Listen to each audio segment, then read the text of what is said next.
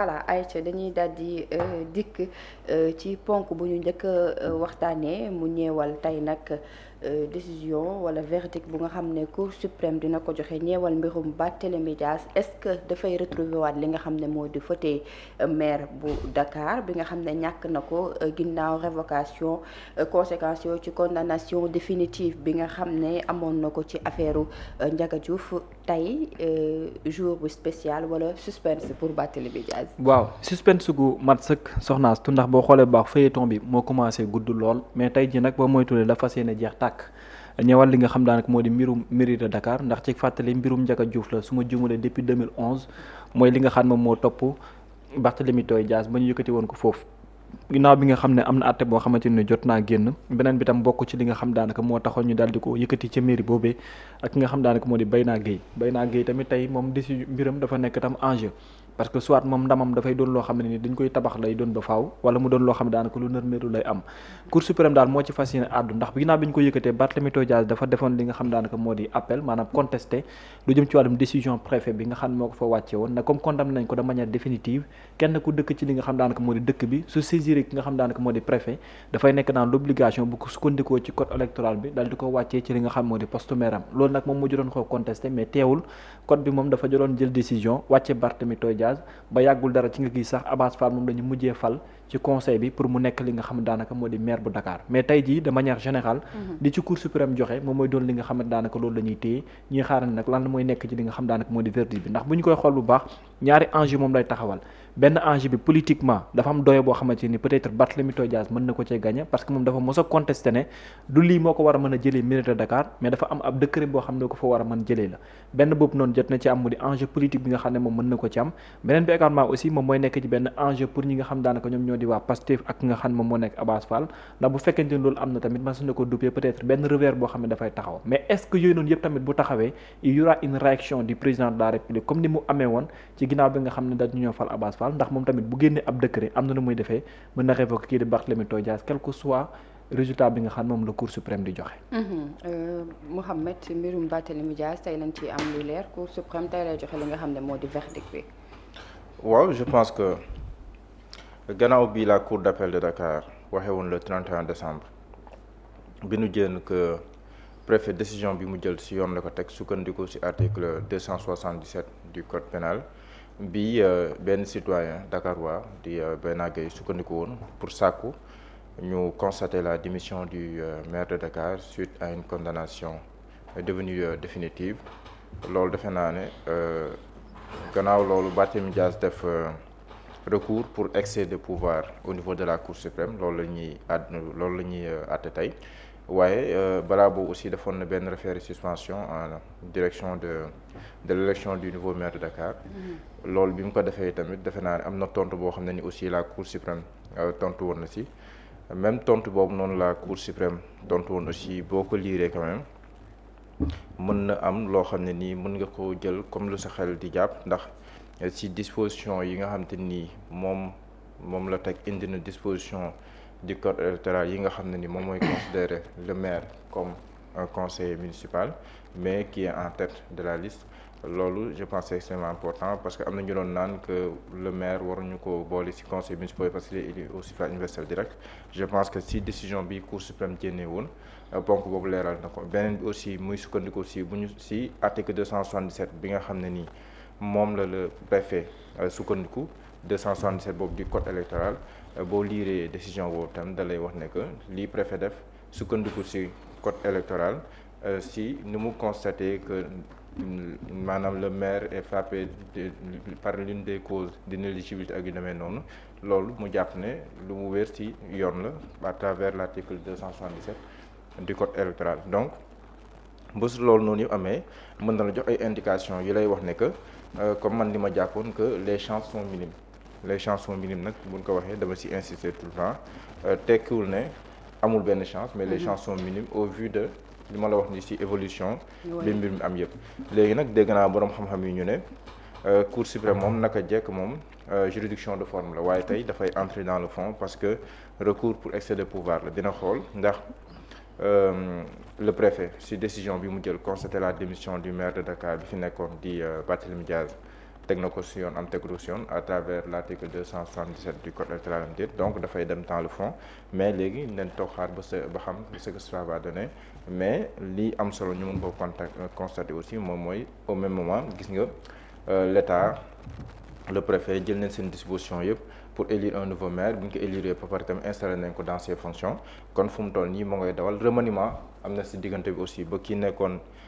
maire de Dakar en même temps nekk ministre kooku jigéen na si gouvernement bi donc loolu yëpp gouvernement bi état bi jël na disposition yooyu noonu donc loolu yëpp ce sont des indications qui peuvent prêter à réflexion mais li si am solo rek moom mooy yoon tey jii dina àtte mais jàpp naa ne encore une fois que les chances sont minimes. Alors Babacar est-ce que Barth am na chance pour gagner li nga xam ne moo di bile combat. waaw je pense que ni comme ni ko Mouhamed waxee xam nga bu ñu la waxee contestation pour excès de pouvoir moom daanaka dafay xaw a wuute ak Cour suprême ni ñu ko xamee muy faral di àddoo ci li nga xam daanaka moom moo di jël ay décision mais je pense que ni li nga xam ne moom la préfet bi également jot a visé pour l'article bi nga xam moom la am ci code électoral bi aussi boo ko xoolee bu baax leneen moom lay indi parce que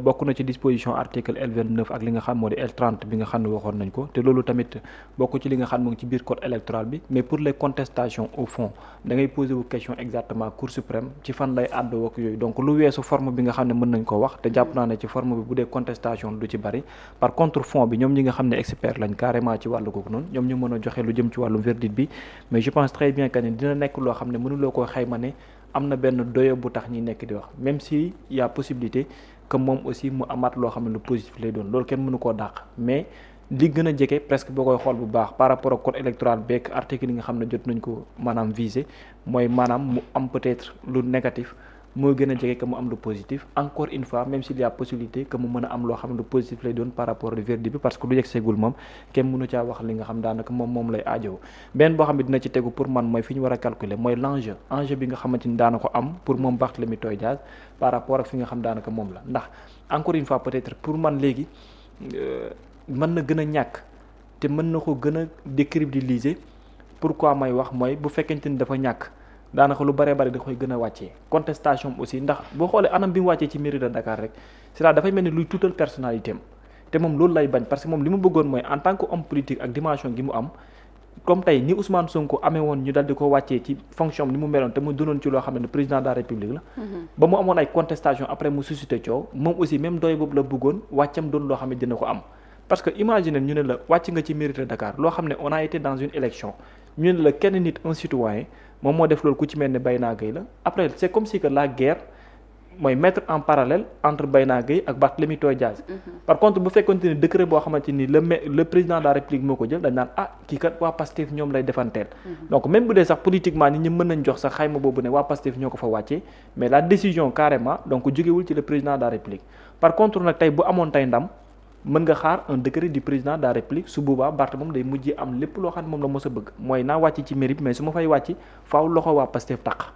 te xam nga ba léegi nii boo xool bu baax ci politiquement dafay mel ni loxoy Pastef taqe wu ci laale wu ci mais leneen loo xam ne ci préfet bi la ak benn citoyen même bu dee ne moom sax mu ngi woote boppam ne Pastef lay jàppale wala ci la bokkam déet mais moom li muy gën a xaar yaakaar naa ne politiquement bu fekkee am na ci lu positif moom moo koy gënal par contre bu dee leneen la nag moom da koy gën a yóbbu ci beneen revers boo xam ne moo koy suul te ak verdict bi nga xam ne cour d'appel joxe woon na ko ci bi ñuy jàpp dat yi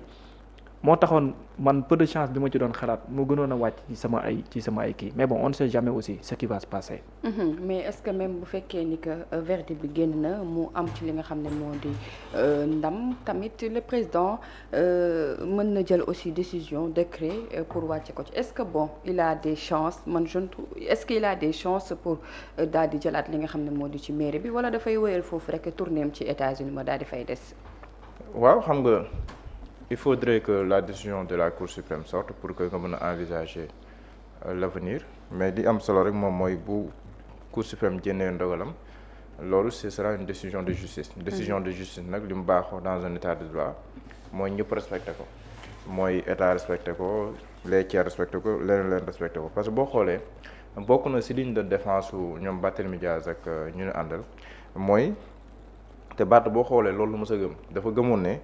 moom il ne peut pas être démis de la mairie de Dakar parce que ba jàpp ne moom li nga ko condamné nekkul kii sukkandiku ci article 135 du code général des collectivités territoriales bi ju wax ne que ñi nga xam ne ni mooy di régir la situation du maire ou du conseiller municipal condamné pour crime dont la révocation est de droit et celle du maire ou de l'adjoint au maire à qui des faits sont reprochés non encore condamnés et qui peut être suspendu. Mais loolu day foog ne que bu nekkee ne dañoo condamné le maire parce que fii maire bi la ñu wax en l'espèce si wàllum crime ak yu demee noonu la révocation est de droit et loolu en ce moment là buy am na sax yeneen délit yu ñu visé mais bii bokk si donc comme si cas bi la ñu wax donc Barth dafa mosoon gëm ne comme leen ko daanee nekkul crime délit la mooy coups et blessures involontaires et occasionner la mort sans intention de la donner. Donc moom dafa mos a jàpp ne loolu délit la kon mënuñu woon sukkandiku si loolu bu ñu sukkandikoo si code général des collectivités territoriales pour jëlee ko si maire bi mais boobu ñëpp seen xel mi ngi si code général des collectivités territoriales ñu fàtte. code électoral donc te code électoral bi condamnation définitive lay. justement loolu sax dans la décision de la Cour suprême bi mu defoon pour Ganta mu ngi koy wax nii.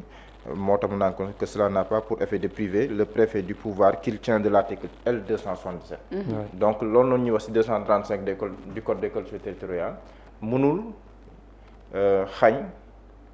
maanaam 5-5 bi préfet mën a am pour jël doole bi nga L277 jox ko à travers le code électoral qui envisage la situation du conseil municipal frappé d'inéligibilité en cours de mandat à la suite d'une condamnation pénale définitive prononcée à son encontre. Qui peut être à toute époque déclaré démissionnaire par le représentant de l'État. loolu mi ngi figurer aussi dans la décision. te côté boobu yi koy ciblé ñaari nga wax c'est l'article L29 ak l'article L30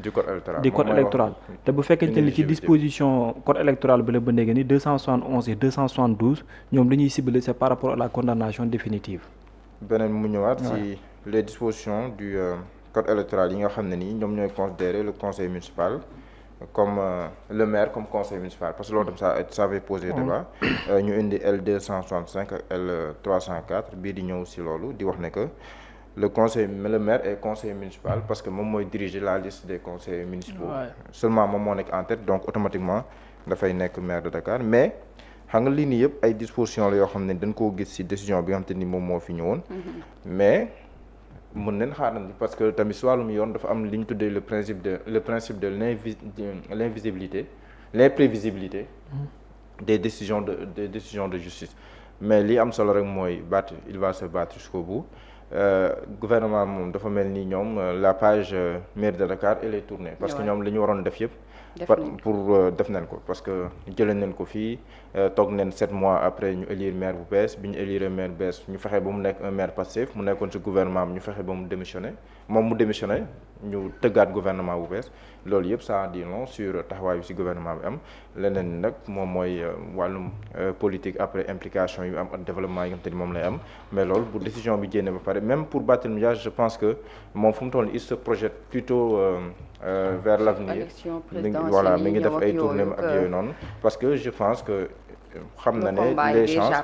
non pas perdu mais les chances sont minimes. oui waaw les chances sont minimes. il a peu de chance. waaw mais xam nga bu ne le combat est perdu moom ñu jékki-jékki 11h ñu ne beneen décision génn na. mais il a peu de chance même bu fekkee décision boobu génn le président tamit en retour mën na jëlaat décret et tout donc bon on dit que il a peu de chance. mais xam nga préfet bi tamit fi mu jaar aussi xam nga préfet bi la mu ciblé wul la maire en tant que tel de parce que boo ciblé woon la maire en tant que tel ci code électoral bi. bu dee da ngay défendre Barth mën nga wax le nom du maire. mais préfet bi li mu ciblé mooy le conseil municipal bi moom la article L29 bi wax ka ne bu amee une condamnation définitive boo sukkandikoo foofu ci article L29 bi y a possibilité pour nga mën ko révoquer te pour nga nekk maire il faut nga nekk d'abord un conseil municipal donc disposition article L29 bi li mu wax mooy que ne conseil municipal bu amee une condamnation définitive mën nga ko wàccee te boo nekkatul un conseil municipal mu nekkatul possibilité pour nga mën a nekk un maire d'où l'application de l'article L29 également aussi dafa ñëw corroborer comme si que ne quand on fait démissionner quelqu'un comme en tant que conseiller c'est obligatoire aussi que mu quitte son poste de maire te Barth avant muy nekk conseil municipal lay doon ndax bu ay rencontre yi di am moom mooy bokk ci nga xam moom moo ko war a mën jiite donc maire bi fi préfet bi jaarale mooy ci article 29 bi ciblé un conseil municipal. waaye. donc L277. L277 waaw. waaye. d'accord donc ñu ngi xaar verdict bi décision bi nga xam ne cour suprême dina ko jël ñeewal kaawu Barthélémy Dias. fii ak midi wala 13h rek incha allah nekkaat ci boppu mairie bu